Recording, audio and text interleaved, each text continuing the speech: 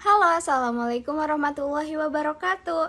Hai teman-teman semuanya, kembali lagi bersama aku Revi Lutfia dalam video Learning Journal di mata kuliah penulisan berita dan artikel. Kali ini kita sudah memasuki pertemuan kelima, dan materi yang akan aku sampaikan pada pertemuan kali ini adalah materi hasil dari presentasi kelompok 3 yang membahas tentang praktik jurnalisme, mengupas tuntas peliputan dan penulisan berita hukum, politik, dan juga ekonomi. Buat kalian yang mau tahu apa aja materi yang udah mereka presentasiin, oke, di sini aku bakal bacain lagi materinya. Yang pertama itu ada tentang teknik peliputan dan penulisan berita. Jadi, teknik pencarian berita atau pengumpulan data adalah suatu cara yang digunakan oleh setiap reporter dalam mendapatkan informasi mengenai peristiwa yang sedang terjadi ataupun yang sudah terjadi di tengah kehidupan masyarakat. Kemudian, ada berbagai macam teknik yang digunakan oleh seorang reporter untuk mendapatkan data, fakta, dan informasi yang dibutuhkan. Teknik tersebut meliputi yang pertama ada teknik reportase, yang kedua ada teknik wawancara, dan yang ketiga ada teknik riset atau kepustakaan. Selanjutnya ada penulisan berita hukum. Nah, teknik-teknik utama yang perlu diperhatikan dalam peliputan berita hukum adalah yang pertama itu mengumpulkan fakta dan juga data. Pengumpulan data yang akurat merupakan langkah pertama dalam peliputan berita hukum.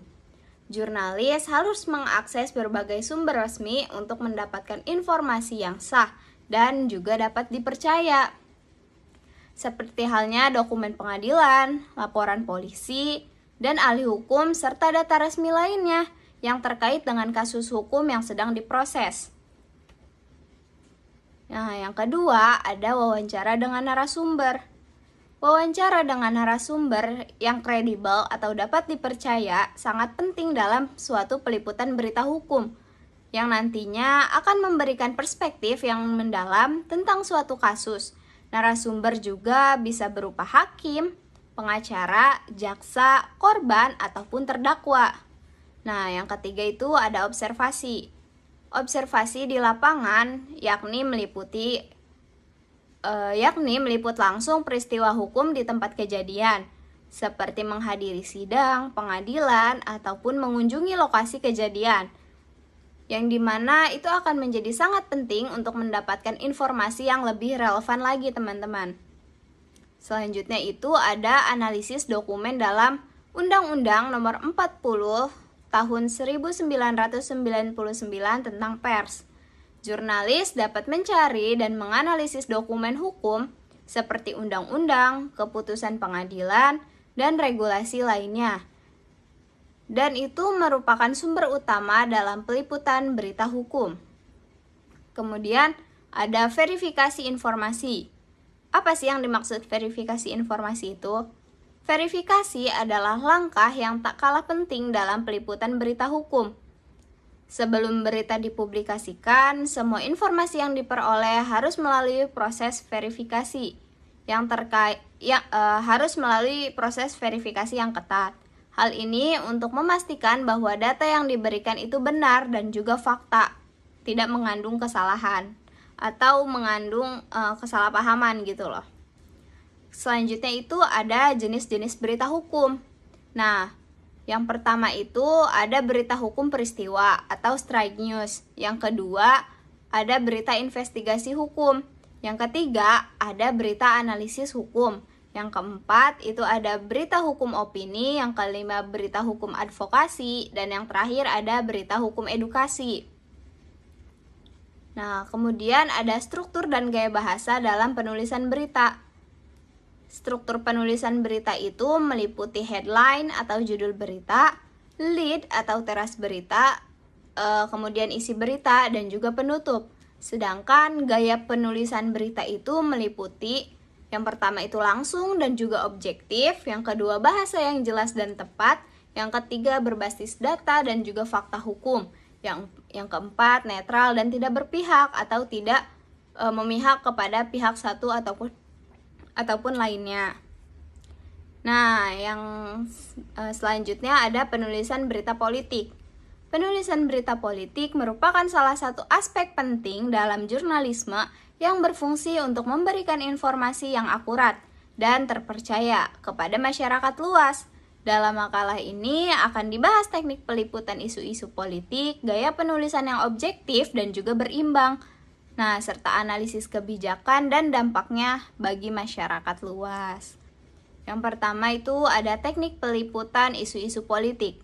Peliputan isu pemerintahan memerlukan pemahaman mendalam tentang struktur dan juga fungsi pemerintahannya. Yang kedua, ada peliputan pemilu yang melibatkan pengawasan terhadap proses pemilihan termasuk kampanye, debat, dan hasil pemungutan suara. Yang terakhir, peliputan kebijakan publik memerlukan analisis mendalam tentang dampak kebijakan tersebut terhadap masyarakat nantinya. Selanjutnya ada gaya penulisan berita politik yang objektif dan juga berimbang. Gaya penulisan berita politik harus bersifat objektif, artinya jurnalis harus menghindari bias dan memberikan informasi berdasarkan fakta yang ada. Berita politik juga harus mencakup berbagai sudut pandang untuk memberikan gambaran yang seimbang. Struktur berita politik umumnya mengikuti format piramida terbalik, di mana informasi paling penting disampaikan di awal, diikuti oleh detail tambahan lainnya. Nah, selanjutnya ada analisis kebijakan dan dampaknya bagi masyarakat luas. Analisis kebijakan membantu masyarakat memahami implikasi dari keputusan yang diambil oleh pemerintah. Jurnalis juga berperan sebagai penghubung antara kebijakan dan dampaknya terhadap kehidupan sehari-hari masyarakat. Setiap kebijakan publik memiliki dampak yang berbeda-beda bagi masyarakat. Jurnalis harus mampu mengungkapkan bagaimana kebijakan tersebut mempengaruhi berbagai kelompok termasuk yang rentan. Yang terakhir ada penulisan berita ekonomi. Penulisan berita ekonomi ini adalah suatu cabang jurnalisme yang penting karena berkaitan langsung dengan berbagai aspek kehidupan masyarakat, seperti pasar, bisnis, dan juga investasi. Yang pertama itu teknik meliput pasar, bisnis, dan investasi adalah dengan pemantauan sumber daya ekonomi, wawancara dengan narasumber ahli, dan analisis data ekonomi. Kemudian mengikuti perkembangan tren dari pasar tersebut.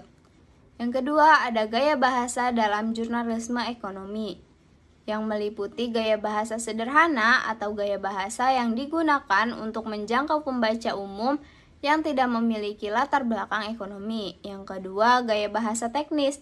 Gaya bahasa teknis itu biasanya digunakan ketika berita ekonomi ditujukan untuk membaca yang sudah memiliki pemahaman yang lebih mendalam tentang topik ekonomi tersebut.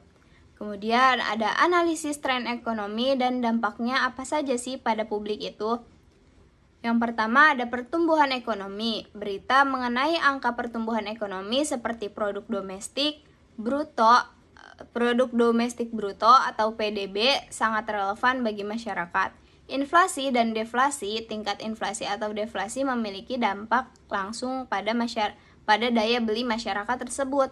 Kemudian ada perubahan kebijakan pemerintah seperti kebijakan fiskal, moneter, atau perdagangan internasional dapat mempengaruhi pasar dan juga bisnis.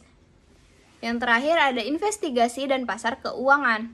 Tren pasar saham, investasi asing, atau fluktuasi nilai tukar dapat menjadi fokus utama dalam berita ekonomi. Yang terakhir ada tantangan jurnalisme hukum, politik, dan juga ekonomi. Independensi dan tekanan eksternal dalam pemberitaan. Kredibilitas sebuah media sangat bergantung pada independensi jurnalisnya. Namun, tekanan yang berasal dari berbagai pihak dapat mengancam kebebasan pers. Selanjutnya, pengaruh kepentingan politik dan ekonomi dalam jurnalisme. Media kerap menjadi alat bagi kelompok politik dan juga ekonomi untuk mempengaruhi opini publik. Dalam konteks politik, media yang berpihak seringkali menyajikan berita yang menguntungkan kelompok tertentu dan merugikan lawan politik lainnya.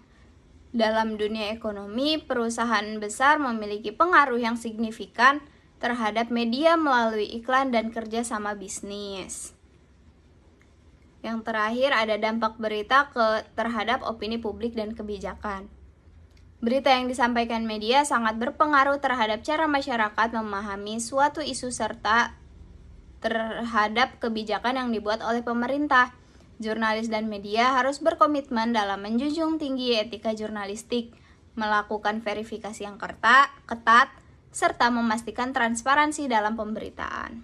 Oke teman-teman semuanya, mungkin cukup itu materi yang bisa aku sampaikan pada pertemuan kali ini. Semoga apa yang aku sampaikan dapat bermanfaat bagi kalian yang mendengarkan.